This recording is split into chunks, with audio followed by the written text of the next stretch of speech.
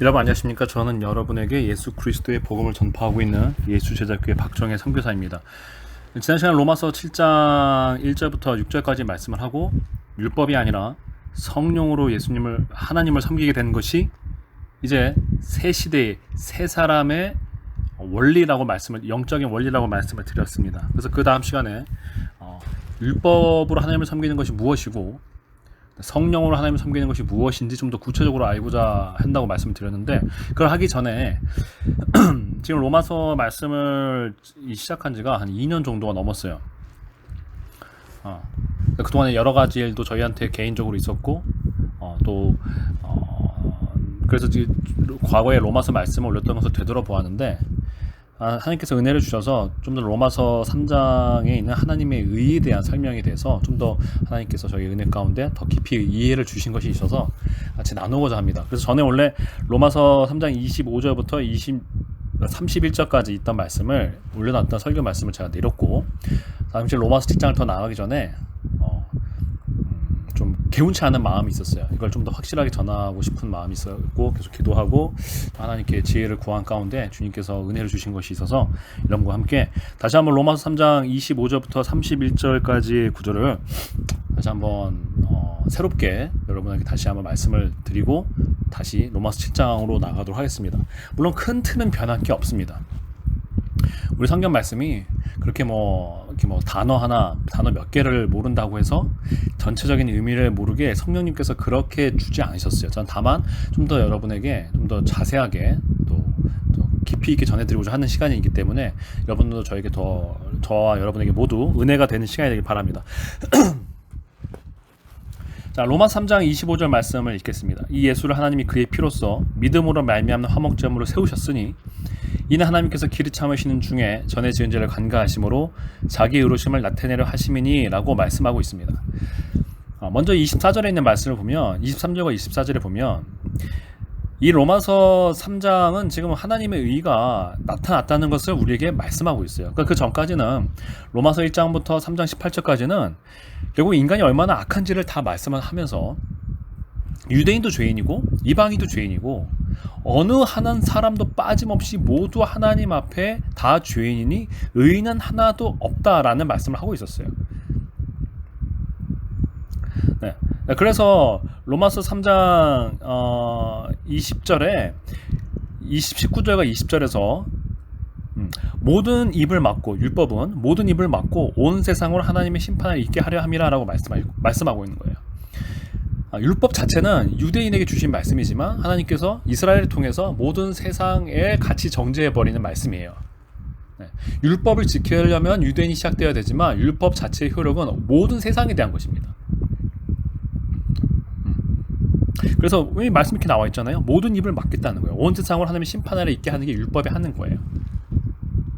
그러니까 우리가 만약에 예수님 오지 않으셨다, 만약에 내가 이방인이에요, 그럼 나는 뭐예요? 그냥 죄인이죠. 네. 당연히 죄인이죠. 죄를 짓고 있으니까 본질상 죄인일 뿐더러 매일 죄를 짓고 있잖아요. 율법 앞에서 난 율법 아래 보면 이방이잖아요. 하나님의 약속 밖에 있잖아요. 이방 죄인이란 말이죠.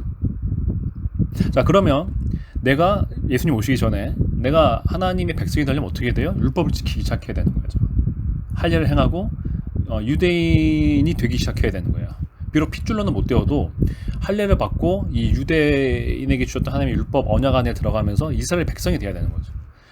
근데 그렇게 돼도 우리가 토라를 보면은 모세오경을 보면 제가 알기에는 그래도 이 할례를 받은 이방인이라도 또 차별이 있어요. 그래서 로마서 그래서 이 지금 3장에서 차별이 없다는 말씀이 굉장히 놀라운 거예요. 하나님께서는 일부러 이방인과 유대인 사이에 이 벽을 만들어 버려요. 이거는 뭘 알려주시려면 하나님이 얼마나 거룩하신 분이고 인간이 사실은 하나님 앞에 얼마나 다가갈 수 없는지를 이 율법을 통해서 보여주는 거죠. 우리가 얼마나 죄인지를 보여주는 게 하나님께 다가갈 수 없다는 거죠. 이 벽을 허무시는 게 예수님이에요. 네, 여하튼 온 세상으로 하나님의 심판 아래 있었어요. 20절에 그러므로 율법의 행위로 그의 앞에 의롭다 하심을 얻을 육체가 없나니 율법으로는 죄를 깨달음이니라. 율법의 체제 안에서 우리는 의를 얻을 수가 없어요. 하나님 앞에서 의롭다라고 인정을 받을 수가 없어요. 죄인이라는 걸 깨달을 뿐이에요. 21절에 율법에 하나님의 한 의가 나타났어요. 율법으로 얻는 의가 아니라 하나님의 의가 나타났어요. 이 사도 바울이 말씀하는 하나님의 의는 로마서에서 전적으로 예수 그리스도를 말미암아 죄사함을 받고 하나님 앞에서 의인으로 여김을 받는 거야.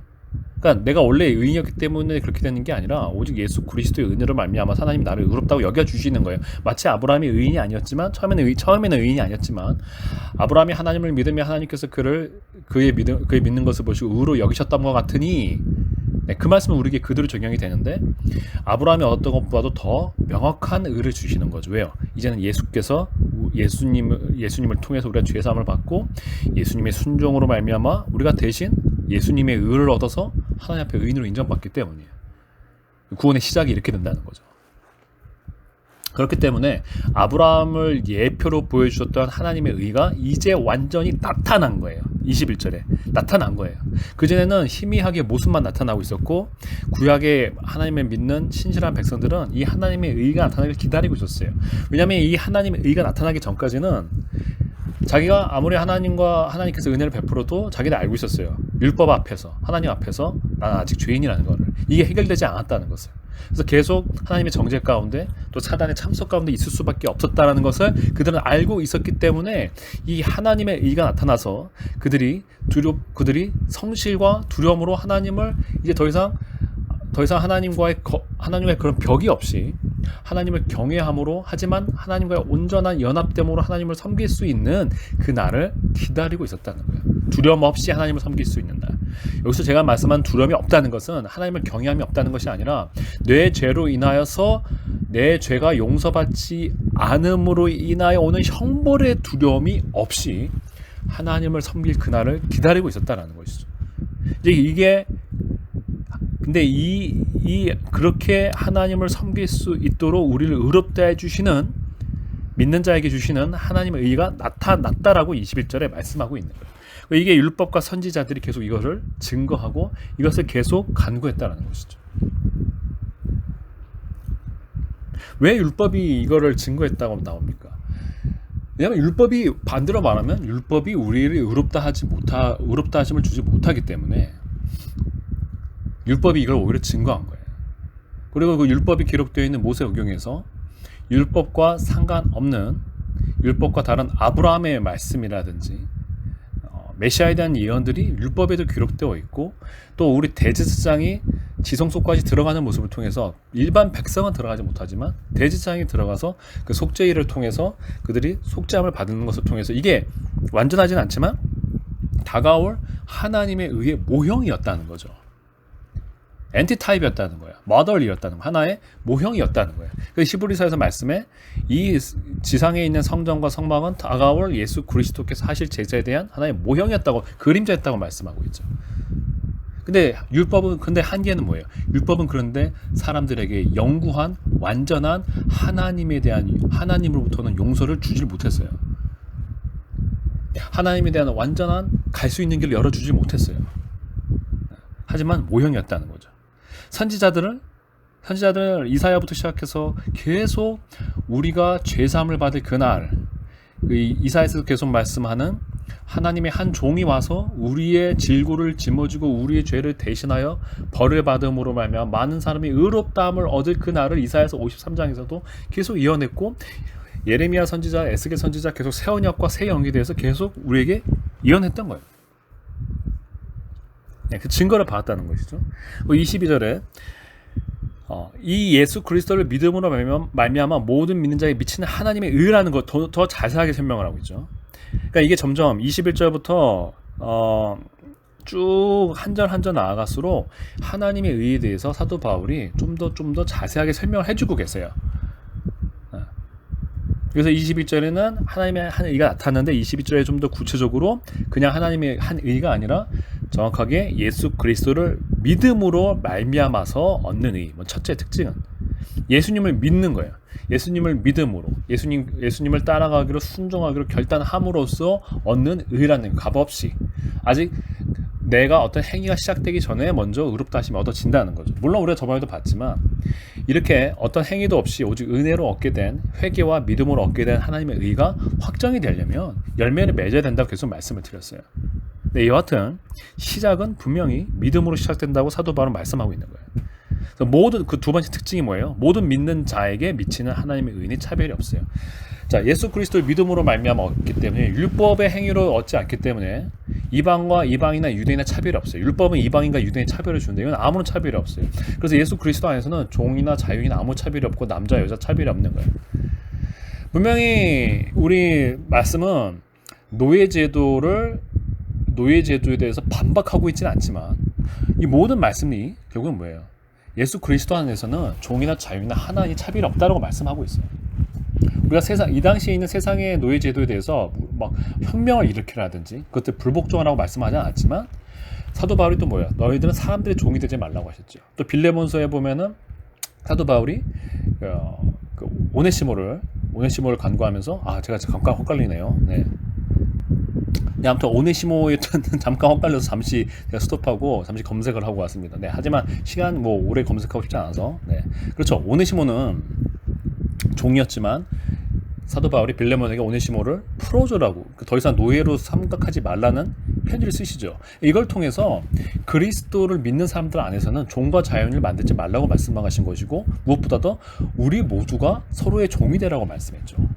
그러니까 성경 말씀은 세상의 노예 제도에 대해서 절대 긍정하지 않아요. 하지만 그것을 혁명으로 엎으라고는 하지 않죠.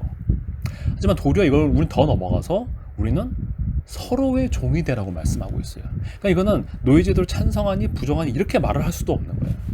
서로의 종이 되라는 거죠. 네. 하지만 내가 다른 사람을 종으로 삼지는 말라는 거예요. 내가 다른 사람을 종으로 삼지 말지만 내가 다른 사람의 종이 되라는 거예요. 기꺼이. 그러니까 이걸 찬성한다고 말할 수도 없고 부정한다고 말할 수도 없죠. 네. 하지만 만약에 우리가 사람을 사고 파는 것이다. 그럼 당연히 부정하고 있는 거죠. 그리스도인 안에서 부정하고 있는 거예요. 예수 그리스도를 믿는 사람은 다른 사람을, 심지어 그거는 모든 사람의 종이 되라 그랬어요. 모든 사람의 종이 되라 그랬어요. 자, 그럼 뭐예요? 예수께서도 오셨을 때 뭐라고 그래요? 인자는 섬김을 받으려 온 것이 아니라 섬김을 주러 왔단 말이에요. 그럼 예수님을 믿는 사람은 누군가를 종으로 삼을 수 없는 것이죠. 그래서 세상의 노예제도에 대해서 혁명을 일으키고 거의 데모하고 그럴 수는 없었지만, 그러면 안 되지만 그건 주님의 법칙이 아니기 때문에 예수님을 믿는 사람들은 다른 사람을 종으로 부릴 수 없는 것이죠. 네. 심지어 교회 안에서 그것도 그럴 수 없었던 것이죠. 그러니까 어떤 의미에서는 노예제도를 반박하고 있지만 그렇다고 해서 노예제도를 반대하는 것을 세상적인 방법을 하지 않았다는 거예요. 네. 그래서 이 안에는 차별이 없습니다. 이건 얼마나 놀라운 거예요. 믿음으로 믿는 그리스도 예수 안에서는 하나님의 의는 차별이 없어요. 자, 그래서 하나님의 의가 좀 더 구체화됐죠. 23절과 24절에서는 하나님의 의를 좀 더 설명하고 계세요. 자, 하나님의 의는 먼저 뭐를 전제로 하냐면 23절에 모든 사람이 죄를 범해서 하나님의 영광에 이르지 못한다는 거예요. 하나님의 의는 인간의 편에는 의가 없다라는 거예요. 내 편에서는 의가 없다라는 거예요. 내 편에서는 의로운 게 없다, 하나도 없다라는 거예요. 24절에 하나님의 의는 무엇을 가장 근원으로 삼냐면 그리스도 예수 안에 있는 속량과 하나님의 은혜예요. 그리스도 예수 안에 있는 속량을 통한 하나님의 은혜로 말미암아 모든 근원은 하나님의 은혜로 시작되겠죠. 하나님께서 은혜로시기 때문에 이 하나님의 영광에 이르지 못하는 죄인들을 구원할 계획을 가지시고 구원할 이미 그 생각을 가지신 거죠. 근데 그 방법이 수단이 오직 뭘 통해서라는 거예요? 그리스도의 예수 안에 있는 속량으로 말미암아. 속량이 뭐예요? 값을 주어서 노예를 사오는 거예요. 죄의 노예인이 되었던 우리를 풀어주는 거예요. 근데 그 속량이 그 노예 우리의 몸값을 뭘로 지불했어요? 예수 그리스도의 피로 예수님의 생명으로 지불하신 거예요. 예수님의 피로 우리를 사신 거예요. 우리를 죄의 노예에서 사신 거예요. 하나님의 백성으로 사신 거예요. 오직 이 방법을 통해서 이루어지는 것이 하나님의 의라는 거예요. 자, 그러면 하나님의 의는 다시 하나님의 은혜로 말미암아서 예수 그리스도를 믿는 모든 자를 용서해 주시고 의롭다 해 주시는 것인데 이것은 오직 예수 그리스도의 피로 말미암는 거예요. 대가 없이 이루어진 게 아니라는 거예요. 존귀한 하나님의 아들의 그 생명의 대가로 대신 우리가 받아야 될 죄값을 대신 받게 하시고 처벌을 대신 받으시고 우리를 용서해 주시는 것이 하나님의 의라는 거예요. 그러니까 하나님의 의에는 하나님의 은혜가 들어가고 하나님의 은혜는 그냥 이제 죄 없던 걸로 하자, 내 용서했으니 없던 일로 하자 하는 것이 아니라 반드시 우리의 죄값을 지불하시는데 하나님께서 우리를 사랑하시기 때문에 그냥 지불한 것이 아니라 당신의 가장 소중하신 우리 주 예수 그리스도를 우리에게 주심으로 우리의 죄값을 대신하신 놀라운 하나님의 사랑이 나타나는 것이 하나님의 의라는 것이죠. 어느 누구도 대신 어느 다른 누구에게 이 가장 처절하고 가장 고통스러운 죄의 짐을 짊어지게 시키신 것이 아니라 하나님 당신과 같으신 아버지 하나님 그 자신보다 어떻게 보면 더 소중하신 그의 아들 예수 그리스도에게 그 죄값을 지게 하셨다는 거예요. 그 예수님께서 하나님의 아들 예수께서 다른 누구에게 시키신 것이 아니라 하나님의 상속자이신 예수님께서 스스로 그 죄값을 대신 짊어지셨다는 거예요. 여기 놀라운 하나님의 사랑과 또 죄에 반드시 처벌하시는 하나님의 위대하신 공의로우심과 그러면서까지 우리를 용서하시는 하나님의 위대하신 은혜가 다 들어가 있다는 거예요. 그 다음에 이제 25절에 더 구체적으로 설명하고 있어요. 하나님의 의는 무엇인가 하면, 자, 저는 여기를 좀 더 구체적으로 말씀을 드리려고 한 거예요. 이 로마서 3장 25절을 보면 이게 좀 우리가 여러분이 보실 필요는 없다고 생각드는데, 제가 옛날에 뭐 신학교 다닐 때나 신학에 굉장히 관심이 많을 때 어렵다고 하는 구절이었어요.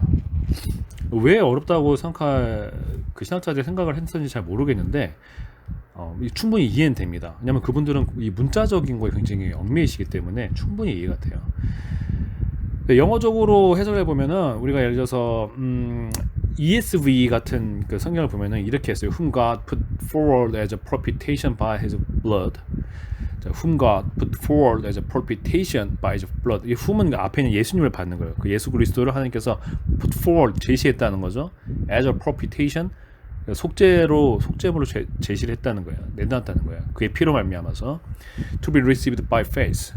믿음으로 말미암아 받아질 수 있도록 예수 그리스도를 속죄 제물로 내세웠다는 거예요. 그 다음에 뭐라고 되냐면 This was to show God's righteousness. 이것은 하나님의 의를 보여주기 위한 것이다. Because in His divine forbearance He had passed over former sins. 왜냐하면 그의 His divine forbearance, 그의 아주 신성하신 오래 참으심 속에서 그가 지난해 죄를 지나가셨기 때문이다, 간과하셨기 때문이다 라고 나와 있어요. 그러니까 이 사람들은 이 비코즈라는 단어가 헬라어 디아에서 온 건데, 왜 오래 참음 속에서 우리의 죄를 지나가셨기 때문에 하나님의 의를 보여줘야 되냐, 이렇게 나온 거예요. 그러니까 논리적 관계를 계속 캐무는 거죠. 그러니까 이분들은 여기 본문에서 큰 주제를 삼지 않는, 그러니까 이런 식으로 나오는 거예요. 하나님이 구약의 시대에 지었던 죄를 다 지나갔다는 거죠. 다 지나갔으니까 하나님 편에 이제 이상이 생겼다는 거예요. 공의로우신 하나님이 그 죄를 간과하셨기 때문에 죄를 지나가 버렸기 때문에 이거 하나님이 공의롭지 않게 되는데, 그러니까 하나님이 이제 얼른 문제가 생겼기 때문에 자신의 의를 확 보여주기 위해서 그 문제를 해결하기 위해서 예수님을 속죄제물로 세웠다는 거예요. 자, 근데 이게 굉장히 그럴듯해 보이죠. 그러면서 이제 여기서 하나님의 의는 하나님의 거룩하신 성품을 보여줬다. 예수님을 십자가에 죽으심을 통해서 죄를 해결하는. 근데 이거는 지금 본문의 전체 문맥에 어울리질 않아요. 특별히 뭐 마틴 로이드 존스라든지 개혁주의 쪽이 이거를 굉장히 중심적으로 강조하고 있는데, 그렇지, 이거는 지금 문맥에서 지금 문제는 우리예요. 우리 하나님이 우리를 용서했기 때문에 하나님 편에서 하나님의 의로우신 성품에 지금 문제가 생겼다는 게 아니라, 지금 문제가 있고 위험한 건 우리라고요. 하나님이 아니라. 지금 하나님 앞에서 심판 가운데 있는 거는 하나님이 아니라 공궁에 빠진 건 우리예요. 우리. 근데 왜 갑자기 이 본문의 문맥이 그런 상황이었으면 하나님 우리를 너무 사랑해서 용서해 주려고 그래서 하나님이 지나가는데, 그러니까 하나님한테 문제가 생겼다, 이거 하나님은 그걸 해결해야 된다, 해결하기 위해서 예수님을 죽였다, 이런 식으로 나오면 문맥이 그런 거였으면 맞는 말인데 문맥이 맞질 않아요. 그리고 뭔가 맞질 않아요. 두 번째는 뭔가 제 주관적인 견해로 저는 느끼고 저도 계속 기도해 봤을 때 성령님의 마음에 뭔가 부합하지 않아요. 그렇다고 뭐 그렇게 해석한다고 해서 완전히 나쁜 것이냐, 이단적이냐, 그건 아니에요. 어쨌든 간에 우리가 예수님께서 우리 위해 죽으셨고 하나님께서 우리 죄를 지나가 주셨고, 예수님의 십자가가 하나님의 의를 보여주신다. 그 하나님의 의를 뭐 공의의 의라고 해석을 하든 어쨌든 간에 우리는 실천적으로 예수 그리스도를 믿으면 된다는 건 변함이 없고 예수님을 믿음으로 우리가 의롭다 하심을 얻는다는 건 변함이 없기 때문에 큰 문제성은 없어요. 그러나 지금 저는 좀 더 정확도를 말하는 거, 정밀도를 말씀드리고 싶은 거예요. 작은 틈이 나중에 또 문제가 생길 수 있기 때문에. 그리고 여기서 드러내고자 하는 저는 이 사도 바울의 마음은, 성령님의 마음은 우리가 하나님의 곤궁에 빠져서 하나님을 걱정해야 되는 게 아니라는 것이죠. 하나님의 지금 의가 문제가 생겨서 그럼 하나님이 이걸 해결해야 되잖아? 우리가 하나님을 걱정하게 하는 게 아니고 성경은 하나님을 걱정하게 만드는 게 없어요. 항상 공궁에 빠진 건 우리고 문제에 빠진 건 우리고 지금 로마서 3장 그거에 절정이 있다는 것이죠. 절대적으로 우리는 하나님의 영광에 이를 수가 없다라는 걸 지금까지 계속 세 장을 거쳐서 설명을 하면서 우리가 지금 얼마나 비참한 상태이고 우리가 얼마나 죄된 상태인지를 말씀하고 있는데 여기서 갑자기 왜 하나님의 곤궁인 하나님의 의에 위험의 상태에 빠진 게 나옵니까? 그런 건 전혀 없어요. 성경은 절대 하나님을 공경에 빠뜨리게 만들지 않아요. 그건 하나님의 영광을 가리는 것이에요. 하나님은 어떤 상황에도 공경에 빠지지 않습니다. 설사 하나님이 그런 죄의 대가 없이 우리를 용서하셨다 친다 하는데 누가 하나님한테 뭐라고 해요? 그건 하나님 자신한테 하나님 스스로에게 만족하지 못하실 뿐 누가 하나님한테 뭐라고 할 거예요? 우리는 용서받았는데. 그런 걸 우리에게 설명하지 않아요. 그거는 우리가 알아야 될 일이 아니에요. 우리가 지금 이 로마서 1장부터 3장에서 우리가 알아야 될 것은 우리가 비참한 죄인이고 근데 이 비참한 우리를 하나님이 은혜로 예수님의 피값으로 구원해 주신다는 놀라운 은혜예요.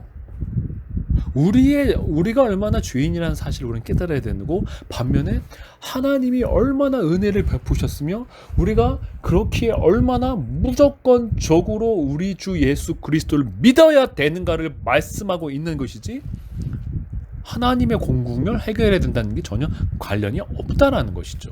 그래서 저는 마치 우리를 하나님이 죄 용서해 주셔서 하나님의 의에 문제가 생겼고 그래서 이를 해결하기 위해서 즉 이 하나님의 의롭다는 걸 증명하기 위해서 예수님을 속죄제물로 새겼다는 해석은 본문의 앞뒤에 전혀 맞지를 않다라는 것이죠. 그리고 뒤에서도 보면은 뭐예요? 자랑할 데가 어디 있느냐? 없다. 우리는 하나님만 자랑해야 된다는 말씀에 맞지 않고 도리어 지금 이 본문에서 사도 바울의 말씀을 통해서 나타내려는 하나님의 영광이 줄어든다는 것이죠. 저는 그건 좀 견디지 못하겠습니다.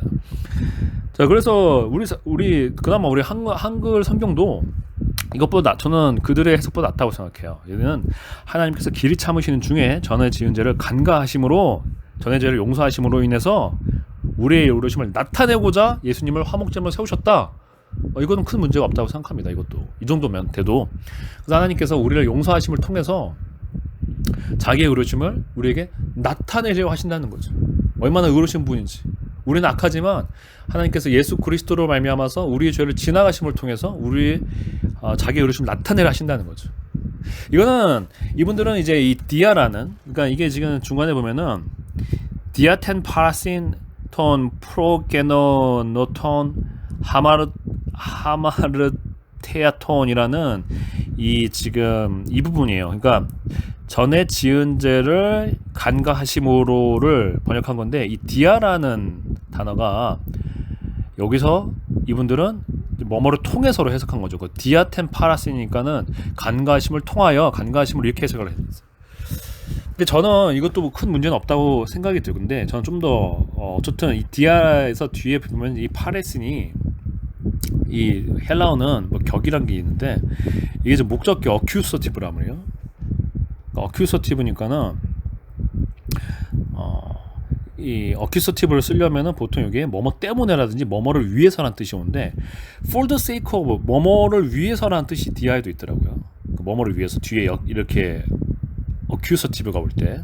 자, 그래서 어큐서티브가 올 때 이게 지금 이 디아라는 제가 이게 하도 헬라어 용어가 좀 잘 기억이 안 나는데 어큐서티브 영어로는 어큐서티브인데 이 끝 중에 뭐뭐를 위하여라는 내용이 있어요. For the sake of. 그래서 마태복음 10장 22절이라든지 마가복음 2장 27절 같은 데 보면은 특히 그 안식일에 대해서도 사람을 위하여 그랬을 때 마가복음 2장 20절에서 디아를 쓴다면서 디아 사람 이렇게 됐다는 거죠. 한마디로. 그러니까 뭐뭐를 위해서라고 해석을 하면은 저는 너무 잘 썼다고 생각이 들고요. 그러면 어떻게 해석을 제가 이제 로마서 3장 25절을 해석하면 그냥 원어를 안 읽고 그대로 원어적으로 헬라어적으로 해석을 했고요. 그를 하나님께서 세우셨습니다. 속죄세로 mercy seat, 속죄세로 세우셨습니다. 믿음으로 말미암는 그의 피로 말미암아서 하나님의 의를 나타내시기 위하여 전에 지은 죄를 간과하시기 위하여 전에 지은 죄를 지나가시기 위하여. 저는 이게 먼저 가장 핵심적인 것은 그 앞에 즉 hon profeto hotheos hillasteri온을 이것을 가장 중점적으로 잡고 이게 지금 일단은 인카티브로 되어 있는 이게 지금 문장이란 말이에요. 하나님이 그를 속죄소에 세우셨다. 그리고 무엇으로 세우셨는가? 무엇으로 말미암 믿음으로 말미암는 속죄소. 그러니까 우리가 율법의 행위가 아니라 디아피스테오스 믿음으로 기능을 하는 믿음으로 역사하는 속죄소로 세우셨다는 거. 속죄소가 뭡니까? 지성소 맨 마지막에 있잖아요. 지성소 가장 깊은 곳에 그 속죄소에 가서 결국에 속죄일에 제사장이 그 속죄소에서 속죄소의 피를 발음으로 하면서 용서를 받잖아요. 예수님께서 바로 그 속죄소 자체라는 거죠. 영적인 속죄소라. 물론 예수님부터 건물이 있다 이게 아니라 영적인 비유죠. 예수님이 속죄소예요. 내가 믿음으로 예수님 앞에 나아가면 그 속죄소에서 예수님을 안에서 내가 죄사함을 얻는 거죠. 예수님한테 우리 죄를 용서하는 능력이 예수님에게 있기 때문에 대제사장이시기도 하고 속죄소이기도 하고 물론 당연히 속죄 제물이시기도 하신 거죠. 제물이시기도 하시고 속죄소 자체이시기도 한 거예요. 그 다음에 또 enter how to have 그의 피로 말미암는 거예요. 짐승의 피나 황소나 염소의 피가 아니라 그 피로 말미암아서 우리의 죄사함을 하시는 거죠. 율법의 완전한 완성인 거예요. 그래서 그 다음에 이제 목표로서 첫째 목표가 하나님의 의를 나타내시기, 증거하시기 위한 거라는 거죠. 하나님의 의가 뭐였어요? 계속 믿음으로 말미암아서 그 아들 예수 그리스도의 속량으로 우리를 구원하신 게 하나님의 의예요. 그 증거로 예수님이 이제 우리 앞에 속죄소로 영적으로 속죄소의 역할을 하시면서 서 있다는 거죠. 하나님께서 세우셨다는 거예요. 예수 그리스도를 우리의 죄를 사하시는 속죄소로 세우셨다는 거예요. 이것이 하나님의 의의 증거라는 거죠. 어디 서 있냐고요? 여러분 믿음으로 예수님을 바라보세요. 예수님께서 우리의 죄를 용서하시기 위해서 서 계신 것을 성전 되신 예수께서 우리의 속죄소 되신 예수께서 우리 앞에 서 계신 것을 보게 됩니다.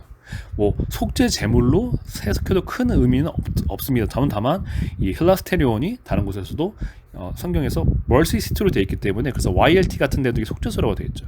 히브리서 9장 5절 제가 속죄소로 그냥 했어요. 속죄소로 하건 화목 제물로 하건 그건 크게 중요하지 않습니다. 중요한 건 우리 주 예수께서 우리 죄를 사하시는 권능이 있다는 것. 믿음으로 말미암아 예수님의 피로 말미암아 이것이 하나님의 의의 증거라는 거죠. 그래서 하나님의 의를 나타내기 위한 거예요. 그리고 두 번째 이 목표가 뭐예요? 디아텐 파리신 우리의 전에 지은 죄를 하나님께서 지나가시기 위한 거예요. 자 이게 우리가 유월절을 봅시다. 지나간다고 하면 유월절을 봅시다. 물론 이 파리시엔 단어는 성경에서 여기밖에 등장하지 않는 걸로 나오지만 유월절도 보면 패스오버 하는 거잖아요. 우리 죄를 지나가는 거잖아요.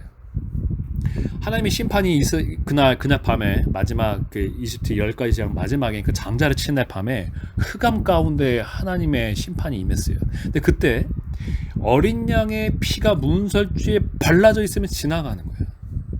하나님의 심판이 지나가는 거예요. 분명히 이스라엘 백성도 죄를 졌어요. 근데 그들이 죄를 지었음에도 불구하고 심판이 지나가는 거예요. 그 유월절 어린 양 피로 말미암아서. 저는 그게 여기서 사도 바울께서 그것을 정확하게 여기다가 적용시켰다고 저는 생각합니다. 네, 이거는 하나님께서 저에게 명확하게 말씀하신 게 아니라 저는 그렇게 느껴요. 아닐 수도 있지만. 네. 자, 그래서 예수께서 유월절 어린 양의 피처럼 하나님의 의를 증거하시는 거예요. 우리가 예수 그리스도를 믿을 때 예수께서 우리의 의가 되셔서 하나님의 의를 증거를 나타내시는 거예요. 그러면 하나님의 심판이 우리를 지나가는 거예요. 하나님의 용서가 임하는 거예요.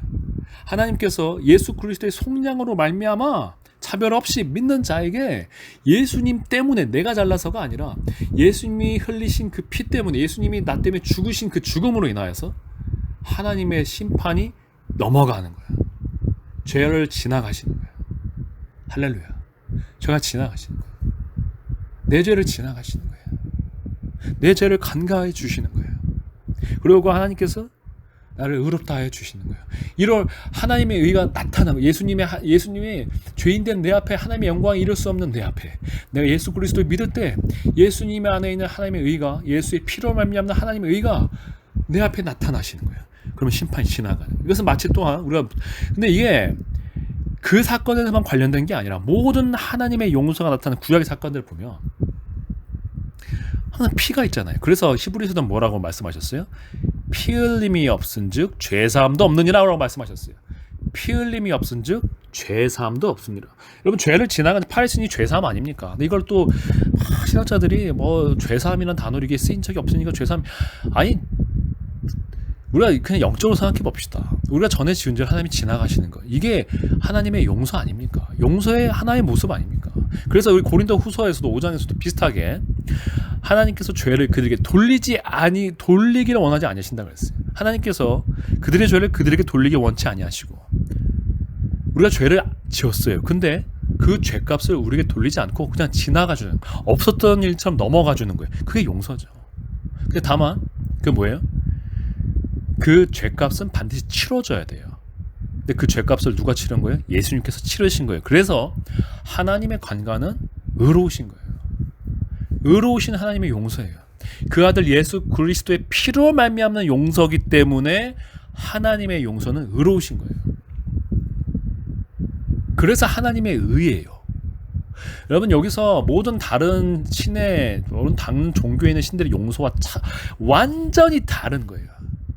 무슨 알라부터 시작해서 모든 다른 신들은 절대 이런 식으로 용서하지 않아요. 아니면 인간한테 그 죄값을 스스로 지불하게 만들든지 오직 하나님만이 스스로 그 죄값을 스스로 지시고 그 아들에게 주게 하시고 죄값을 치르면서 우리의 죄를 지나가 주시는 거예요. 우리의 죄를 우리에게 돌리지 아니하시는 거예요. 오래 참으시는 중에 우리의 죄를 넘어가 주시는 거예요. 이게 하나님의 놀라운 의예요. 여러분 만약에 어떤 사람이 용서한다고 하는데 그냥 없었던 일로 그냥 넘어간다면 그거는 공의로운 용서가 될 수가 없어요. 죄는 반드시 처벌이 있어야 돼요. 단순히 개인적인 관계가 아니기 때문에. 개인적인 관계에서 용서는 그렇게 되죠. 우리가 그렇게 해야죠. 그런데 왕이 재판장이 누군가의 죄를 그렇게 처벌 없이 지나가 버리면 사회가 어떻게 되겠어요? 공의가 무너진다고 하죠. 정의가 무너진다고 어떻게 되겠어요? 안 되는 거예요. 그렇게 해주고 싶어도 그렇게 하면 안 되는 거예요. 그럼 공의로운 용서는 무엇이냐? 반드시 그 죄값을 처벌하면서 그 사람을 용서하는 거예요. 이게 인간한테는 불가능한 거예요. 그래서 하나님의 의예죠. 인간은 누군가의 죄값을 대신해줄 사람도 없고 대신할 수도 없어요. 그래서 그나마 그걸 대신 만들었던 게 속죄 제사인데 속죄 제사는 율법밖에 인정을 해주지 않죠, 하나님이. 그러니까 사회도 있을 수가 없어요. 사회가 존재할 수가 없는 개념인 거예요. 사회는 온전한 용서를 해줄 수도 없고 처벌도 온전한 처벌할 수가 없어요. 인간이기 때문에. 그러니까 하나님만이 이 하나님의 의로운 용서를 하실 수가 있는 거예요. 용서하시되 그 죄가를 하나님이 인정한 속죄 제물에게 물으시는 거고 그 속죄 제물은 오직 하나님의 아들 예수 그리스도만이 가장 완전한 속죄 제물이 되시고 속죄소가 되어서 우리 죄를 없이 하실 수가 있는 거예요. 짐승이 아니기 때문에 죄 있는 사람이 아니기 때문에 하나님의 아들이시기 때문에 가능한 거예요. 그래서 하나님의 아들만이 우리의 모든 죄가를 짊어지실 수가 있고 하나님의 아들 예수 그리스도만이 하나님의 의로우신 용서를 우리에게 가져다 주실 수가 있고 하나님의 의는 오직 하나님의 아들 예수 그리스도만을 통해서 이루어질 수가 있는 것입니다. 물론 하나님께서 다른 방법을 하실 수가 있겠죠. 그러나 그렇게 하면 하나님 자신께서 하나님의 스스로 의로우심을 만족시킬 수가 없으실 거예요. 저는 그렇게 생각합니다. 저는 그렇게 믿습니다. 감히 누가 하나님한테 그러면 하나님이 안 됩니다라고 말할 수가 있겠습니까? 그러나 하나님의 의로우신 성품상 하나님께서 그 아들 예수 그리스도를 주시고 그 예수께서 그 죄값 스스로 짊어지셔야만 하나님 당신께서 당신의 그 의로우신 성품을 스스로 영화롭게 하실 수 있다고 저는 믿습니다. 그러므로 말미암아 하나님의 의가 나타난 거예요. 하나님의 의로우신 용서가 나타난 것입니다. 자, 그래서 여기서 하나님께서 예수님을 속죄제물로 세우신 것에 두 가지 목적이 나타난 거예요. 하나님의 의를 증거하고, 둘째는 우리의 죄를 용서하시기 위한 거예요. For the sake of the passing over our sin. 이렇게 되는 거죠. 자, 그 다음에 또다시 26절로 넘어가면 곧 이때에 자기 의로우심을 나타내사 자기도 의로우시며 또한 예수 믿는 자를 의롭다 하려 하심이니라.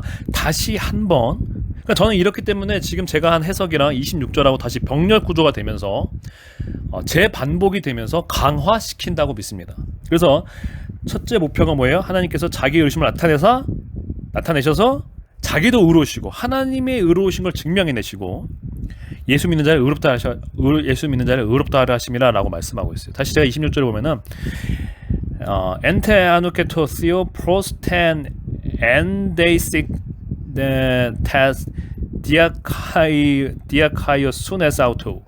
여기서 말해서는 지금 엔데이엑스인이라는 단어가 25절에도 나왔고 25절에서도 하나님의 의를 나타내기 위하여서라는 단어를 또 쓴 거예요. 그 거꾸를. 즉 하나님께서 이때에 하나님의 때에 하나님의 의로우심을 나타내기 위해서 이렇게 말하는 거예요. 하나님의 의로우심을 나타내기 위해서. 이게 계속 지금 반복적으로 처음에 25절과 26절 다른 문장이 아니라 지금 본동사는 25절과 26절 본동사는 프로세토밖에 없거든요. 그러니까 저는 25절과 26절이 한 문장이라고 생각을 합니다. 그래서 en proseto hosios, 즉 하나님께서 예수님을 나타내셨다 라는 이 관계대명사 절 한 문장이라는 거죠. 25절부터 26절까지. 그 안에 계속 이것이 믿음으로 말미암는 속죄서로 세우신 것이고 피로 세우신 것이고 하나님의 의를 나타내기 위해 하신 거, 우리의 죄를 간과하시기 위해 하신 것이고 이것이 오래 참으신 중에 한 것이고 지금 이때 하나님의 의를 나타내신 것이고, 자, 그래서 하나님이 자신도 의롭다 하시고 예수 믿는 자를 의롭다 하려 하심이라. 네. 이게 하나님께서 예수님을 속죄제물로, 속죄소로, 그 십자가에 죽게 하셔서 속죄소로 우리에게 세우신 모든 목표와 목적을 25절과 26절에서 나타냈다는 거죠. 다시 그 목적이 뭐예요? 하나님의 의를 나타내시는 거예요. 자, 그래서 우리의 죄를 지나가 주시기 위해 하신 거예요. 하나님의 의를 나타내셔서 하나님도 의로우신 분으로 되시고 우리를 의롭다 하시는 자가 되시기 위해 한다는 거예요. 그러니까 이것을 하나님이 의를 나타내시고 하나님이 자기도 의롭게 되겠다. 누구 앞에서 하나님이 자기 의를 나타내고 누구 앞에서 하나님께서 자기가 의로운 자가 되게 하신 거 위한 거예요? 하나님 자신이에요. 재판장이신 하나님 자신에게 있어서 하나님이 스스로 자신의 그 의로우신 영광을 스스로 하나님의 그 기준에 맞추기 위한 거예요. 누가 하나님을 심판하겠어요? 누가 하나님을 재판하겠어요? 누가 있겠어요? 없죠. 다만 하나님 자신인 거예요. 이것이 하나님의 자신의 영광을 위하여 일하신다는 거예요. 하나님께서 하나님의 영광을 나타내시는, 하나님의 의를 나타내시는 것은 오직 어떠할 때요? 하나님이 우리를 그 희생으로, 자신의 희생으로 용서하시는 의로우신 하나님이심을 나타내심을 통해서 하나님이 의로우신 자가 되신다는 거예요. 또 하나님은 자신만 의로우신 자가 되는 걸 거기서 멈추게 원하는 게 아니라 하나님이 스스로 의로우신 분으로 스스로에 증명하시면서 그것을 통해서 우리의 죄를 간과하시고 예수 믿는 우리를 용서하시고 의롭다 하시기 원했다는 거예요. 아멘. 하나님은 자신의 의를 나타내셔서 우리 믿는, 예수 믿는 우리의 죄를 용서하기 원하시고 예수 믿는 우리를 의롭다 하시기 위해서 우리 주 예수 그리스도를 영원한 속죄제로 세우셨다는 거예요. 여러분, 이것이 제가 로마서 3장 25절에서 26절에 새롭게 깨닫게 해주시고 하나님께서 알게 해주신 것입니다. 단순히 디아라는 단어의 해석에 의해서 벌어지는 차이 같지만 그것이 여러 가지로 각도로 해석될 수 있을 때, 문맥 속에서 봤을 때, 그리고 하나님을 영화롭게 하는 데 있어서 지금 이 사도 바울이 하나님의 의의 영광을 나타내고 우리가 얼마나 은혜 받은 자이며 우리가 얼마나 비참했던 자인데 하나님께서 얼마나 우리에게 크신 은혜를 베푸셨는지를 볼 때에 마치 하나님께서 자신의 곤궁을 해결하기 위해서 예수님을 속죄제로 세우셨다는 그 해석은 일단 문맥과 지금 이 로마서 3장에서 쭉 이어나가는 사도 바울의 그 마음에 맞지를 않고 동기에 맞지를 않기 때문에 저는 그건 배격돼야 된다고 생각하고, 지금 문맥상 보았을 때, 그리고 로마서 3장 25절 바로 나오는 26절에서 말씀에 하나님께서 자신을 의롭다 하시고 우리를 의롭다 하시기 위해서 하셨다는 그 말씀과도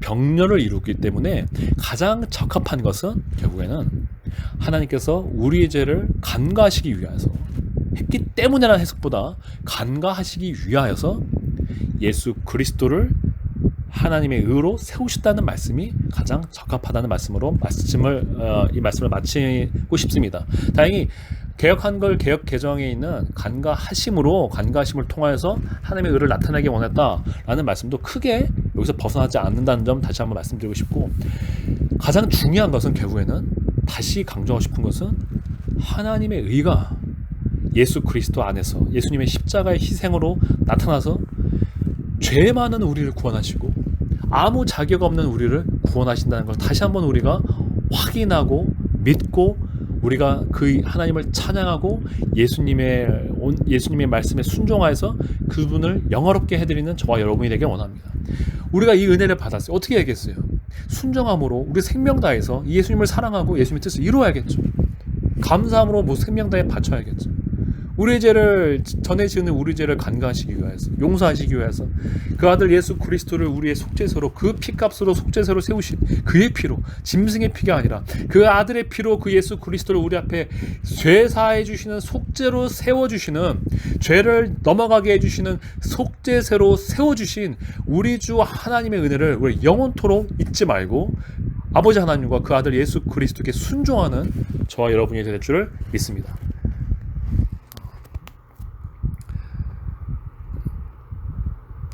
저희 예수자교회는 계속해서 하나님의 말씀을 이렇게 전하고 있습니다. 하나님의 말씀을 온전히 배우고 예수 그리스도의 말씀을 배우고 이 시대의 타락한 교회의 가르침에서 벗어나서 참으로 예수 그리스도를 따라가며 주님을 기쁘시게 해드리길 원하시는 분들은 이 동영상에 있는 연락처로 연락을 주시기를 바랍니다. 감사합니다.